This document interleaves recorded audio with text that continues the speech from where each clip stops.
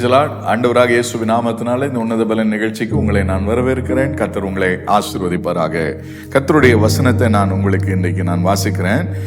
ஏசாயா தீர்க்கதரிசன புஸ்தகம் 35வது அதிகாரம் 10வது வசனத்தில் சொல்லப்பட்டிருக்கிறது, கர்த்தரால் மீட்கப்பட்டவர்கள் திரும்பி ஆனந்த களிப்புடன் பாடி சியோனுக்கு வருவார்கள்.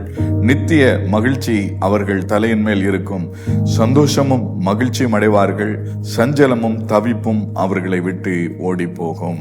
ஆம், என் அன்புக்குரிய தேவனுடைய பிள்ளைகளே, சியோனுக்கு வருவார்கள் என்று இந்த இடத்துல சொல்லப்பட்டிருக்கிறதை நீங்க பார்க்க முடியும். சஞ்சலமும் தவிப்பும் ஒரு மனுஷனை விட்டு ஓடி போவதற்கு ஒரு வழி இருக்கிறது. சியோன் என்று சொல்லப்படுகிறது கர்த்தருடைய சபை, கர்த்தருடைய ஆலயம். இந்த கர்த்தருடைய ஆலயத்திற்கு ஓடி வந்து, கர்த்தருடைய ஆலயத்துல வந்து நீங்க ஜெபிக்கும் போது கர்த்தர் உங்களுக்கு என்ன செய்கிறாரா? சஞ்சலமும் தவிப்பும் ஓடி போகும். ஏனென்று சொன்னால் ஆண்டோட வசனம் சொல்லுகிறது, கர்த்தருடைய ஆலயத்துல அவர்கள் செய்கிற ஜெபத்திற்கு கர்த்தருடைய செவிகள் கவனித்துக் கொண்டிருக்கிறது. அவர்களை கர்த்தர் கவனித்துக் கொண்டிருக்கிறாராம். என் அன்புக்குரிய தேவனுடைய பிள்ளைகளே, நீங்க கர்த்தருடைய ஆலயத்திற்கு நீங்க போங்க. உங்களுடைய ஆலயங்களில நீங்க சென்று உங்களுடைய ஒருவேளை சஞ்சலத்துல, தவிப்புல, வேதனையில ஒருவேளை நீங்கள் இருக்கலாம்.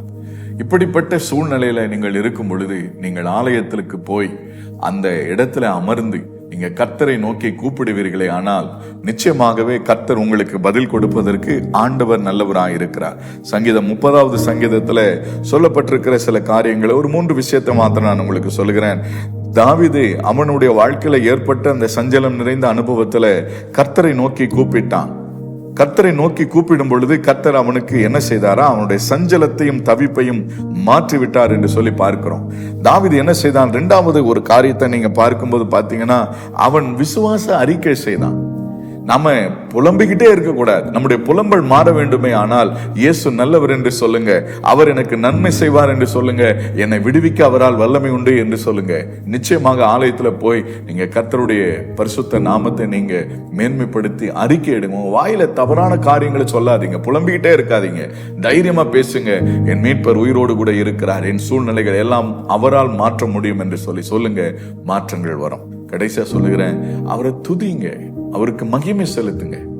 உங்களுடைய சஞ்சலமும் தவிப்பும் இருக்கிற இடம் தெரியாம ஓடி போகும் உங்களை விட்டு. கர்த்தர் உங்களுக்குள்ள ஒரு மாற்றத்தை தருவார். உங்களுக்காக நான் ஜெபிக்கிறேன். நல்ல ஆண்டவரே, இந்த நிகழ்ச்சியை பார்த்து கொண்டிருக்கிற ஒவ்வொருவரும் அவங்களுடைய வாழ்க்கையில சஞ்சலங்கள் இருக்கலாம், தவிப்புகள் நிறைந்ததா இருக்கலாம். இப்பொழுது இயேசுவின் நாமத்திலே சொல்லுகிறேன், ஒரு 3 காரியங்களை அவர்களுக்காக நான் சொன்னேன். கர்த்தருடைய ஆலயத்திற்கு போங்க, அங்க போய் உங்களுடைய ஜெபத்தை ஏறெடுங்கன்னு சொல்லி இருக்கிறேன்.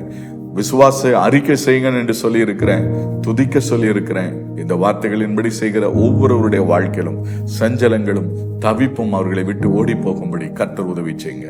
அவர்களுடைய வாழ்க்கையில மகிழ்ச்சியும் சமாதானமும் பெருகும்படி இயேசுவின் நாமத்துல சொல்லி வாழ்த்து ஜெபிக்க நல்ல பிதாவே, ஆமென், ஆமென். கர்த்தர் உங்கள் ஒவ்வொருவரையும் ஆசீர்வதிப்பாராக. God bless you. ஆமென்.